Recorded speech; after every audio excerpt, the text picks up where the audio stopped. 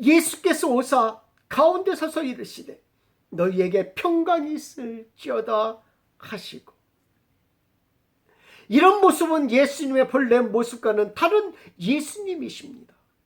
또한 분명한 것은 예수님이시라는 거예요. 그렇다고 해서 이렇게 다른 모습으로만 보이신 것은 아닙니다. 도마에게 나타나셔서는 내 손을 만져보라고, 내 허리에 손을 넣어보라고 하신 것입니다. 이렇게 완전하게 예수님이시고 다른 예수님의 모습을 보는 제자들은 당황스럽고 뚜렷한 비전이 없는 모습으로 바라만 보고 있었습니다. 이런 자들에게 주님은 갈릴리에서 보자고 하십니다. 주님을 처음 만난 장소였던 갈릴리에서 보자고 하신 것입니다. 제자들은 무언가를 할 수 있겠다는, 아니 무언가를 할 수 있을 것 같은 마음을 가지고 갈릴리로 출발합니다. 제자들은 갈릴리에 도착하자 다시라는 말을 쓰기 싫지만 고깃배를 타기 시작합니다. 그들이 고깃배를 타야만 하는 이유가 있었을 것이라는 생각이 되어집니다. 어떤 이는 주님을 버리고 옛날로 돌아갔다라고 생각합니다. 주님을 버릴 것이라고 합니다. 주님을 버리고 다른 직업을 택한 것이라고 이야기합니다. 많은 분들이 그렇게 생각합니다.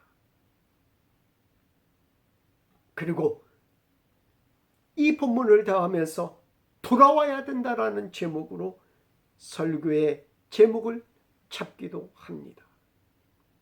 요한복음 21장 3절 말씀에 시몬 베드로가 나는 물고기 잡으러 가노라 하니 그들이 우리도 함께 가겠다 하고 나가서 배에 올랐으나 그날 밤에 아무것도 잡지 못하였더니, 정말 그랬을까요? 주님이 만나자고 한 것을 다 아는데 주님을 포기했을까요? 단지 늦는다는 이유로 포기했을까요?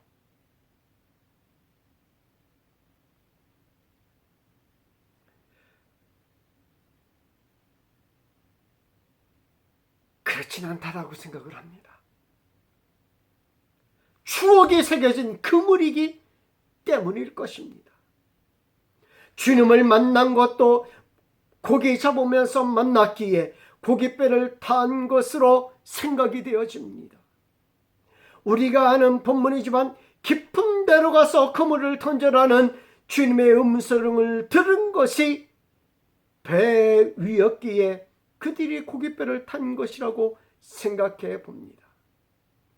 그리고 그 그물에는 지금까지 잡아보지 못한 수많은 고기가 잡혀 이웃 배의 도움을 받아야 했던 사건을 떠올렸을 것입니다. 생계를 위해서가 아니라 그래서 고깃배를 타지 않았을까라는 생각을 해봅니다. 한편으로는 주님이 갈릴리에서 만나자고 하실 때 다른 언질도 주었다라고 보는 것입니다. 제자들에게 갈릴리에서 고기를 잡고 있으면 내가 찾아갈 것이라고 언질을 주지 않았을까? 그래서 베드로가 나는 고기 잡으러 가겠다라고 이야기했을 때 우리도 가겠노라고 하면서 함께 가지 않았을까라는 생각도 해봅니다. 주님은 고깃배를 타는 그들에게 찾아오신 것입니다. 밤이 맞도록 빈 털터리로 돌아오는 자들에게 주님은 오른편에 던지라고 합니다. 밤새도록 고기를 잡을 수 없었는데도 그들은 그물을 내립니다. 그리고 오늘 성경을 보니까 큰 고기 153마리를 잡았다라고 합니다. 우리는 153마리에 초점을 맞추어서 모든 것들이 이루어지는 모습을 보게 됩니다. 153 아주 중요하다고 생각합니다.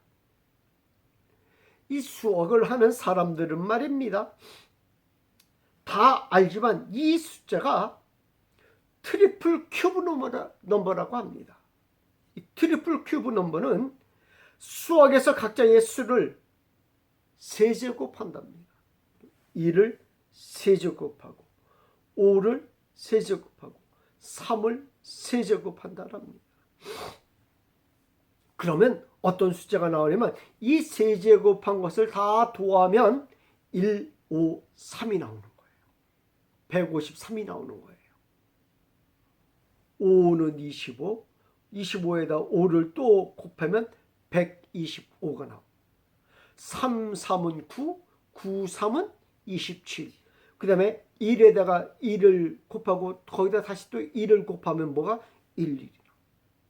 그러면 이 숫자를 다 더하면 125에다가 27을 더하고 거기다 1을 더하면 153이라는 숫자가 나옵니다. 이렇게 나오는 숫자가 그렇게 드물다는 거예요.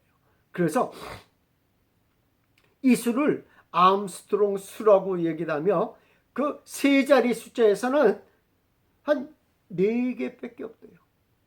153, 370, 371, 407 이렇게 4개밖에 없대요. 또 4자리 숫자도 그렇게 별로 없대요. 그렇게 나오는 숫자가.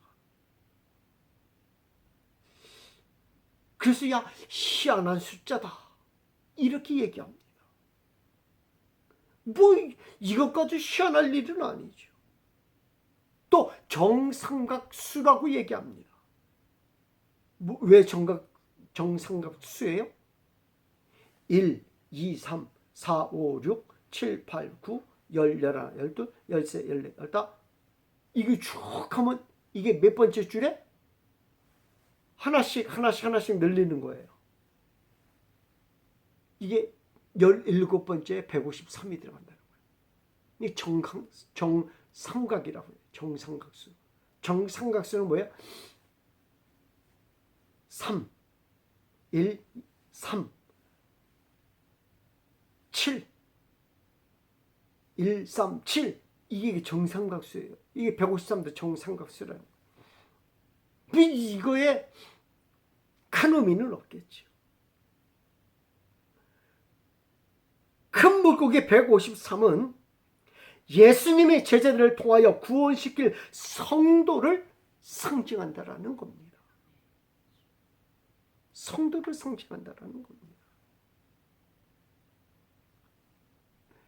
153명만 구원시킨다라는 의미가 아니라 그렇게 많은 수가 구원받는다라는 상징적인 숫자다라고 이야기해주고 있습니다. 이처럼 우리 교회도 구원받은 성도들이 끊이지 않는 교회가 되기를 축원합니다. 교회라는 이미지는 노아의 방주가 강력한 이미지를 주기 때문에 배 위에서 그물을 세상으로 던져 물고기를 잡는 장면을 연상케 합니다. 그래서 교회에 대한 이야기를 배로 비유해서 많이 설교하기도 합니다. 그러나 찢어지지 않는 그물에 대하여는 잘 살펴보지 않습니다. 당시의 그물 형태와 상태, 물고기의 양을 보면 무조건 이 그물은 찢어져야 합니다. 그런데 찢어지지 않은 것입니다. 왜 그럴까요? 당시의 그물은 물고기를 잡는 용입니다. 그물로는 일반 작업을 할 때도 사용합니다. 동물을 잡을 때도 가끔 사용하기도 합니다. 덫을 넣을 때도 사용합니다. 우리가 흔히 쓰는 일반 물건을 덮을 때도 사용하는 것이 이 그물입니다. 그러나 이 그물은 그러한 특수한 사용 목적을 위한 그물이 아니라 일반 평범한 그물이라는 거예요. 특수해서 더 단단한 그물이 아닙니다. 일반적인 그물입니다. 낚시를 할 때는 잡는 어종에 따라서 낚싯줄의 굵기가 다릅니다. 붕어를 잡을 때 아주 가는 줄을 사용합니다. 붕어를 잡을 때 굵은 줄을 사용하면 어떻게 되는지 아십니까? 물고기가 물질 않아요. 저거 굵은 거에 뭐 이렇게 잡혀 있네? 대번 아는 거예요. 그래서 잡으려고 하잖아요. 물질 않아요. 붕어도 못 알아볼 정도의 가는 줄로 붕어를 잡는 거예요. 그래야 붕어가 잡히는 거예요. 그 대신 상어를 잡을 때는 어떻습니까? 가는 줄로 잡으면 어떻게 돼요? 그냥 끊어지는 거예요. 그냥 끊어지는 거예요. 상어를 잡을 때는 굵은 줄을 사용합니다. 그래서 상어를 잡을 때 보면 말입니다. 막 그 굵은 줄을 말입니다. 어떤 사람은 막 손에 막 감아가면서 왜? 굵으니까 그게 가능한 거예요.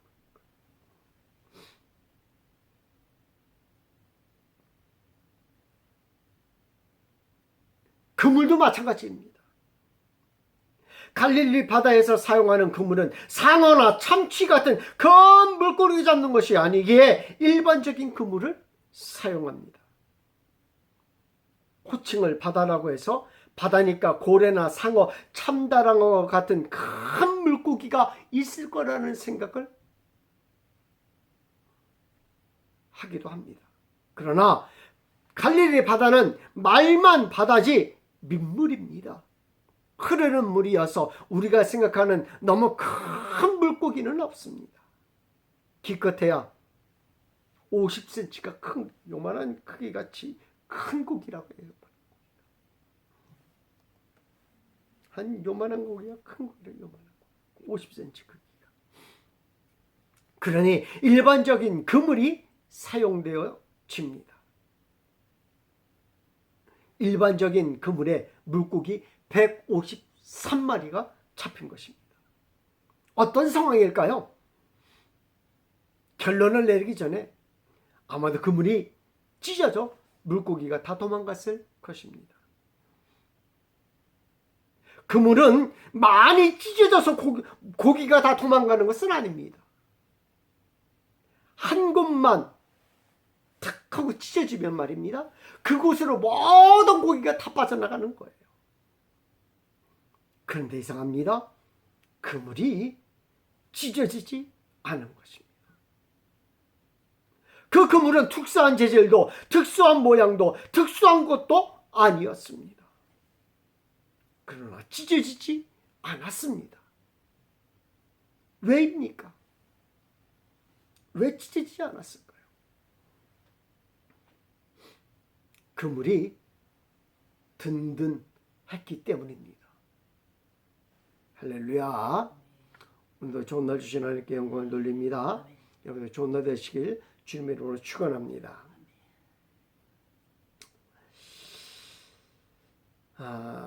예수님은 그의 사역 기간 동안 여러 군데에서 교회에 대한 비전들을 주셨습니다. 그 중에서도 가장 강력하게 비전을 주신 것은 바로 본문이라고 생각을 합니다. 예수님이 십자가에 달려 돌아가신 후 제자들은 잠시 방황했습니다. 어떻게 해야 할지, 무엇을 해야 할지 모르는 상황이 된 것입니다. 예수님께서 종종 자신이 고난받고 돌아가실 것을 이야기하시고 그 다음에 교회를 통하여서 이 세상이 어떻게 바뀔 것을 이야기하셨지만 제자들은 구체적으로 어떻게 해야 할지, 무엇을 해야 할지 몰랐다라는 것입니다. 그 와중에 예수님이 부활하셨다라는 소식을 듣습니다. 일부 제자들은 예수님이 부활하신 것을 확인하기도 합니다. 이제 제자들은 다시 구심점이 생기기 시작합니다. 무엇을 해야 하고 어떻게 해야 할지 감이 오기 시작한 것입니다. 아직 뚜렷한 계획이 잡힌 것이 아니라 예수님이 부활하셨다면 무엇인가를 해야 할 것 같은, 무엇인가 할 수 있을 것 같은 마음이 들었을 것이라는 것입니다. 그러다가 제자들이 부활하신 예수님을 만납니다. 부활하신 예수님은 다르지만 완전히 예수님이셨습니다. 부활하신 예수님은 예수님이시지만 다른 예수님이셨습니다. 제자들을 만나러 오신 예수님은 마가의 다락방에 들어오실 때 분명히 문이 닫혔는데도 호련히 나타나셨습니다. 요한복음 20장 19절 말씀. 이날 곧 안식 후 첫날 저녁 때에 제자들이 유대인들을 두려워하여 모인 곳에 문을 닫았더니 예수께서 오사 서서 이르시되 너희에게 평강이 있을지어다. 부흥과 다른 예수님의 모습. 또한 제자들이 만지지도 못하게 하셨던 모습을 보게 됩니다. 요한복음 10장 17절 말씀. 예수께서 이르시되 나를 붙들지 마라. 내가 아직 아버지께로 올라가지 아니하였노라. 너는 내 형제들에게 가서 이르되 내가 내 아버지 곧 너희 아버지 내 하나님 곧 너희 아버지께로 올라간다 하라 하시니 나를 붙잡지 마라. 무슨 말씀일까요? 이것은 이스라엘의 인사법입니다. 또한 서구의 인사법인 허구와 함께 입맞추렴을 하려고 하지 않았을까 예상을 해봅니다. 그러나 주님은 그 인사법을 허락하지 않았습니다. 이런 모습이 다른 예수님의 모습을 보여준다라고 생각합니다. 도마에게 보이실 때도 마찬가지였습니다. 요한복음 20장 26절 말씀. 8회를 지나서 제자들이 다시 집안에 있을 때 도마도 함께 있고 문들이 닫혔는데 튼튼했다가 아닙니다. 든든했기 때문입니다. 또한 든든한 그물은 그냥 생겨진 것이 아닙니다. 서로서로 잘 연결이 된 그물이 든든한 그물입니다. 한 올이라도 빠지면 든든한 그물이 되지 못합니다. 든든한 그물은 썩은 줄로는 절대 만들 수 없습니다. 새 줄로 만들어야 합니다. 이는 늘 그물을 관리해야 하는 것입니다. 관리하지 않으면 어느 부분이 찢어졌는지 헤어졌는지 알 수가 없는 것입니다. 든든한 그물 역할을 할 수 있게 해주어야 한다는 것입니다. 든든한 그물의 역할은 어떤 것입니까? 제가 한번 그물을 한번 던져 보았습니다. 오래된 기억이지만 말입니다. 이게 바다에서 치는 그물과는 좀 다릅니다. 근데 좀 제가 그물 쳐본 것을 예로 한번 들어보겠습니다. 그물을 잘 잡아야지 돼요. 그물을 잘 잡아야 돼요. 그물을 잘 잡지 못하면 엉켜버려요. 엉켜버려가지고 잘 던질 수가 없는 겁니다. 그래서 순서에 맞게 요쪽은 팔에 올리고 요쪽은 서로 반반해서 정확하게 나눠서 요쪽 반 나눠서 딱 하고 그래야 정확하게 그물이 펴집니다. 또 적당한 힘을 주어야 합니다. 손위치도 중요합니다. 적당한 포인트에 던져야 하는 것입니다. 이 모든 것이 맞춰졌을 때 그물이 내가 원하는 장수에 잘 떨어지고 든든한 역할을 할 수 있게 펴지고 고기도 도망 못 가게 하는 것입니다. 그런데 욕심을 부려가지고 말입니다. 그물을 어떻게 세게 던지면 던지는 포인트가 틀려져서 그물이 어떻게 펴지냐면 그물이 뭉쳐서 떨어지기도 합니다. 펄 모양을 다르게 하거나 하면 그물이 잘 펴지지 않습니다. 제자리에 내가 원하는 자리에 탁 하고 정확하게 쫙 하고 펴져야 되는데 제대로 원하는 자리에 떨어지지도 않습니다. 그러면 그 자리에 있던 고기들은 어떻게 돼요? 다 도망가고 맙니다.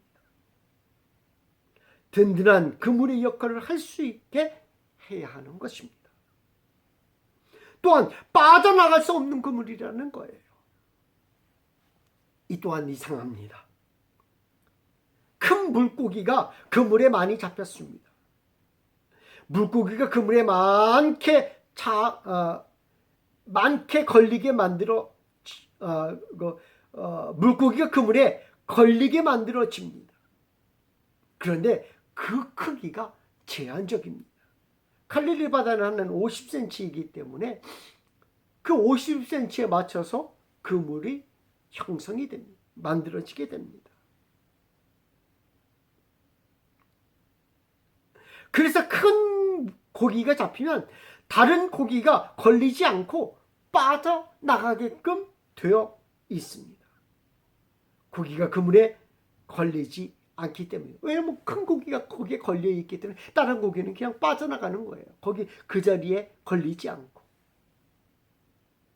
우리가 생각해 보면 말입니다.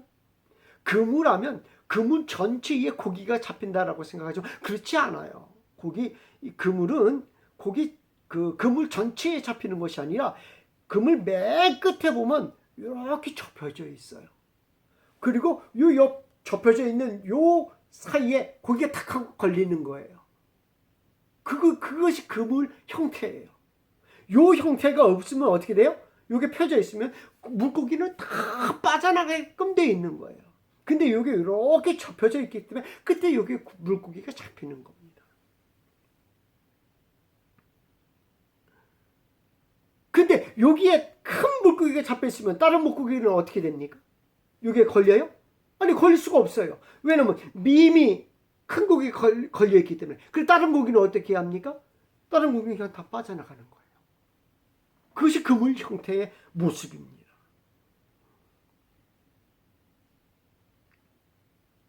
그래서 이런 현상이면 3분의 2는 빠져나가고 일부만 잡힙니다.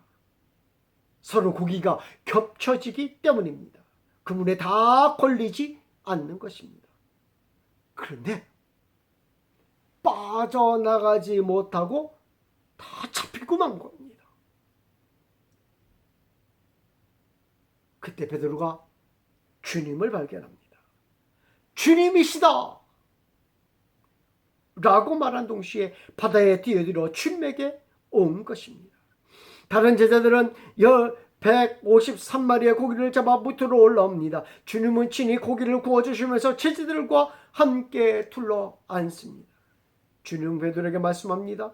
21장 15, 요한복음 21장 15절 말씀이에요.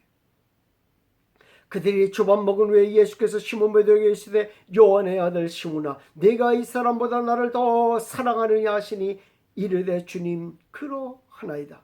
내가 주님을 사랑하는 줄 주님께서 아시나이다. 이르시되 내 어린 양을 먹이라 하시고 또 두 번째 이르시되 요한의 아들 시몬아 내가 나를 사랑하느냐 하시니 이르되 주님 그러하나이다. 내가 주님을 사랑하는 줄 주님께서 아시나이다. 이르시되 내 양을 치라 하시고 세 번째 이르시되 요한의 아들 시몬아 내가 나를 사랑하느냐 하시니 주께서 세 번째 내가 나를 사랑하느냐 하심으로 베드로가 근심하여 이르되 주님 모든 것을 아시오매 내가 주님을 사랑하는 줄을 주님께서 아시나이다.